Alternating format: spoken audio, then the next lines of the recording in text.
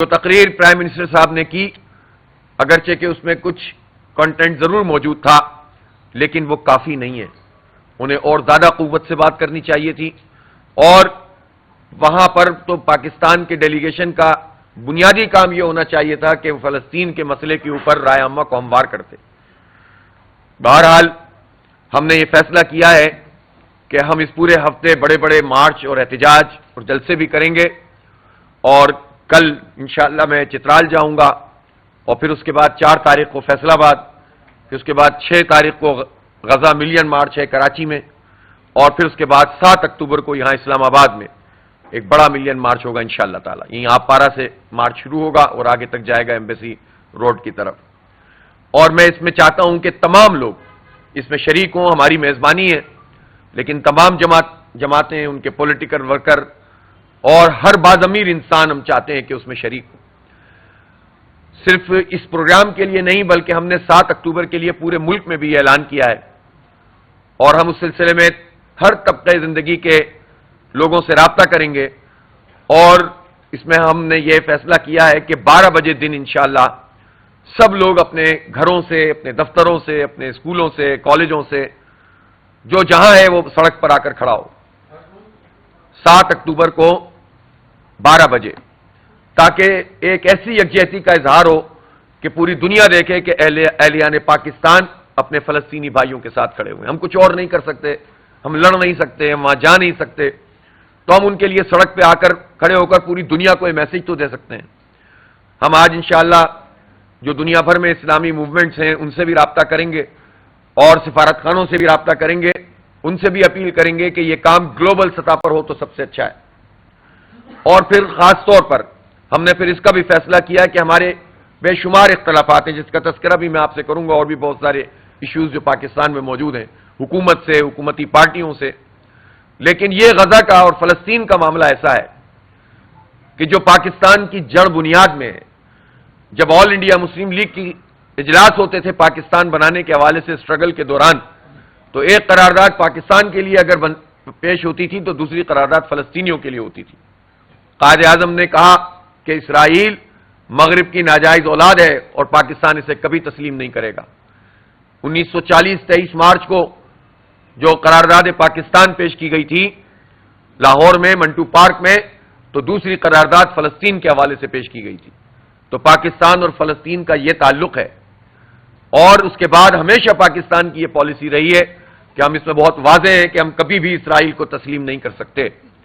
ہم نے فیصلہ کیا ہے کہ اس ایک پوائنٹ پر، اس یکجہتی کے اظہار کے لیے ہم تمام سیاسی جماعتوں سے رابطہ کریں گے، اور آج سے ہم نے اس عمل کو شروع کیا ہے، اور آج انشاءاللہ ہم پاکستان تحریک انصاف سے رابطہ کریں گے، اور ہم اس سلسلے میں حکومت سے بھی بات کریں گے.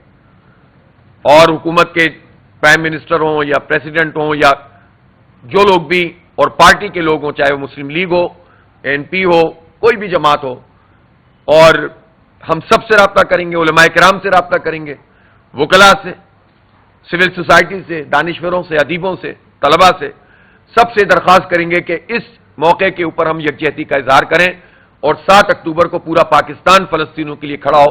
دنیا کو یہ میسج جائے گا کہ ہم بھی زندہ ہیں اور ہمیں بھی انسانیت کا کوئی درد ہے، اور ہم بھی مسجد اقصی کے حوالے سے کوئی جذباتی اور ایمانی تعلق رکھتے ہیں.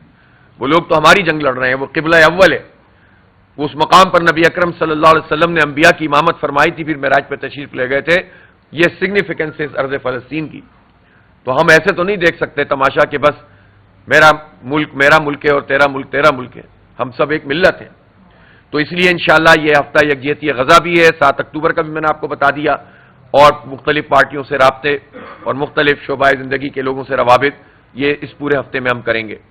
7 اکتوبر کے بعد ہم اپنی حق دو عوام کو جو تحریک لے کر چل رہے ہیں، جو ملک میں آئی پی پیز کیا، جو معاشی دہشت گردی ہے، اور اسی طرح حکومتوں کی اور حکومتوں میں شامل جو جماعتیں رہی ہیں ہمیشہ پچھلے 30-35 سال میں، جن میں سب نے آئی پی پیز کو طاقت فراہم کی ہے، اور جس کے نتیجے میں مہنگائی ہے، جس کے نتیجے میں بجلی کے بل بڑھے ہوئے ہیں، تو اس پر جماعت اسلامی کی تحریک جاری ہے. اور جو معاہدہ حکومت نے ہمارے ساتھ کیا اس کی انہوں نے خلاف ورزی کی ہے، سوائے چند چھوٹی چھوٹی چیزوں کے جو انہوں نے بجلی کی قیمت پنجاب کے لیے 2 مہینے کے لیے کم کی، یا کچھ آئی پی پی سے ان کی بات چیت ہو رہی ہے. اور یا پیٹرول کی قیمت تو عالمی مارکیٹ میں ہی کم ہو رہی ہے. اس کے علاوہ جو اسپرٹ تھی اس پورے معاہدے کی اس پر اس نے عمل نہیں کیا، لہذا ہم اس پہ آزاد ہیں کہ ہم اپنی جو ہے وہ تمام تر سرگرمیاں کریں گے. لیکن 7 اکتوبر کے بعد آپ نے دیکھا 29 ستمبر کو بہت پورے پاکستان میں ہر جگہ پر احتجاج ہوا، دھرنے ہوئے، اور یہ عوام کے اس جینون ایشو کے اوپر جماعت اسلامی پیچھے نہیں ہٹے گی. بدقسمتی سے پاکستان میں پولیٹیکل پارٹیز کا یہ ایجنڈا نہیں ہے کہ عوام کو ریلیف دلانے کے لیے کوئی اقدامات کریں، لیکن جماعت اسلامی اس کام کو جاری رکھے گی اور آگے کا عمل میں انشاءاللہ 7 اکتوبر کے بعد جو بھی ہم نے ریفرنڈم اور یا ہڑتال یا اس طرح کی چیزیں طے کی ہوئی ہیں، 7 اکتوبر تک ہم چاہتے ہیں کہ ہمارا فوکس غزہ کی صورتحال ہو.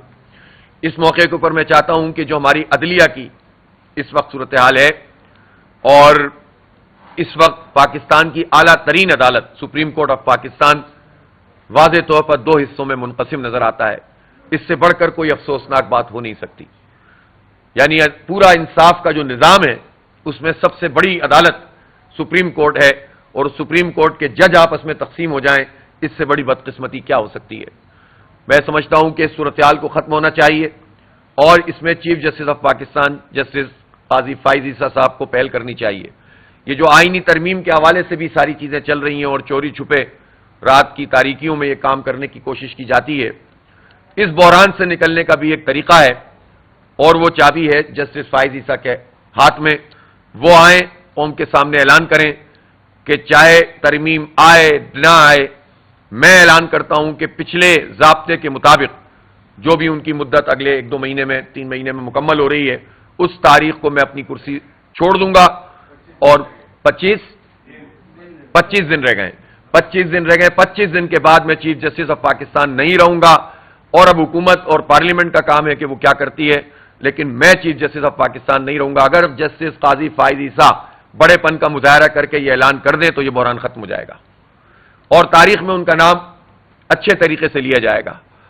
اور اقبال نے ایک شعر کہا تھا، دل کی آزادی شہنشاہی شکم سامان موت، فیصلہ تیرا تیرے ہاتھوں میں ہے دل یا شکم. قاضی فائز عیسیٰ صاحب دل کی بات مانے، حق کی بات مانے، سچ کی بات مانے، یا شکم کی بات مانے، یا آپ کے پاس ہے. آپ کے ایکسٹینشن کے نتیجے میں پاکستان میں آئینی بحران پیدا ہو گیا ہے، پاکستان میں عدالتی بحران پیدا ہو رہا ہے. تو اس میں آپ کو پہل کرنی چاہیے اور اس سے اس بحران کو ختم کرنا چاہیے. لیکن حکومت کیا کر رہی ہے؟ حکومت تو جال سازی کر رہی ہے. پہلی بات تو یہ ہے کہ یہ آئین کی رٹ لگاتے ہیں. یہ کس آئین اور کس ضابطے کے تحت حکومت میں شامل ہوئے ہیں سارے لوگ؟ فارم 47 کے نتیجے میں جو حکومت بنی ہے، جو پارلیمنٹ بنی ہے، اس کی اپنی کیا ساکھ ہے، کیا اس کی جو ہے وہ کریڈیبلٹی ہے کہ جس کی بنیاد پر وہ اتنا بڑا فیصلہ کرنے کے جائیں کہ آئین کے بنیادی ڈاکومنٹ میں تبدیلی کر دیں؟ یہ کسی صورت میں بھی قابل قبول نہیں ہے. میں اس میں ایک بات اور بھی کہنا چاہتا ہوں کہ سیاسی جماعتوں کو بھی حکومت کے اس جال میں نہیں آنا چاہیے کہ وہ کہیں کہ اس حصے کو مان لیں اور اس حصے کو نہیں مانیں، اس پیکیج کو مان لیں اور اس پیکیج کو نہ مانیں. یہ راستہ تو خود حکومت کے فیور کا راستہ ہوتا ہے، کنفیوژن پیدا ہوتا ہے. تو جو بھی شقوار مطالعہ کر رہے ہیں اور ایک حصے کو تسلیم کر رہے ہیں اور دوسرے کو نہیں کر رہے ہیں، ان سے میری یہی گزارش ہے کہ یہ کنفیوژن نہ پیدا کریں اور کلیتاً اس پوری ترمیم کو مسترد کیا جائے. اور ایک مرتبہ یہ سپریم کورٹ کا معاملہ سیٹل ہو جائے، پھر وہ ساری چیزیں کہ جن کا تعلق ججوں کی ایکسٹینشن سے نہیں ہے، جن کا تعلق اپنی مرضی کی عدلیہ قائم کرنے سے اور ججوں چیف جسٹس کے تقرر کے پروسیس سے نہیں ہے، اس کے علاوہ جو بھی ترمیم ہے بعد میں دیکھتے رہیں. لیکن اس وقت تو اگر کسی بھی ترمیم پر گفتگو کی جائے گی یا اس کی شق پر گفتگو کی جائے گی تو اس کا فائدہ ان تالے آزما لوگوں کو ہوگا کہ جو اپنی مرضی کا چیف جسٹس چاہتے ہیں، اپنی مرضی کے جج چاہتے ہیں، اپنی مرضی کی عدلیہ چاہتے ہیں اور اپنی مرضی کا انصاف چاہتے ہیں. تو لہٰذا یہ جو ڈکٹیٹرشپ والا مائنڈ سیٹ ہے یہ ختم ہونا چاہیے. بہت بہت شکریہ.